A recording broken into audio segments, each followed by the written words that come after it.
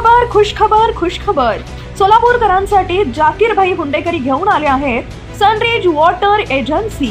आता घर बसल्या मिळवा शुद्ध स्वच्छ पाणी, शुद्ध प्या, खूप जगा।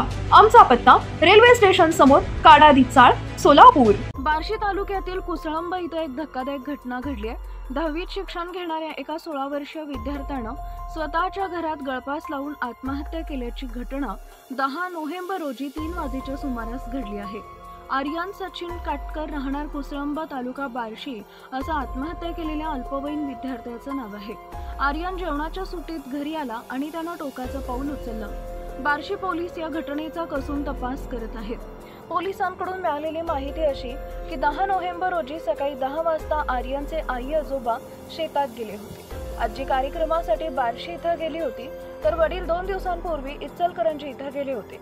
आर्यन इयत्ता 10वी मध्ये शिकत होता। तो सकाळी शाळेत गेला आणि दुपारी जेवणाच्या सुट्टीत तो घरी जेवण्यासाठी आला।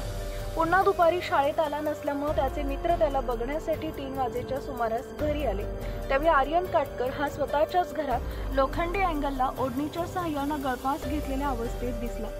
हे पाहून आर्यनच्या मित्रांच्या पायाखालची जमीन सरकली। आर्यनच्या मित्रांनी गळफासाचं दृश्य पाहून ताबडतोब आरडाओरडा करत लोकांना बोलावलं। शेजारी लोक जमा झाले। आर्यनच्या चुलत्याला फोन केला। त्यांनी येऊन पाहिलं असता आर्यनचे अंग गरम लागत होते।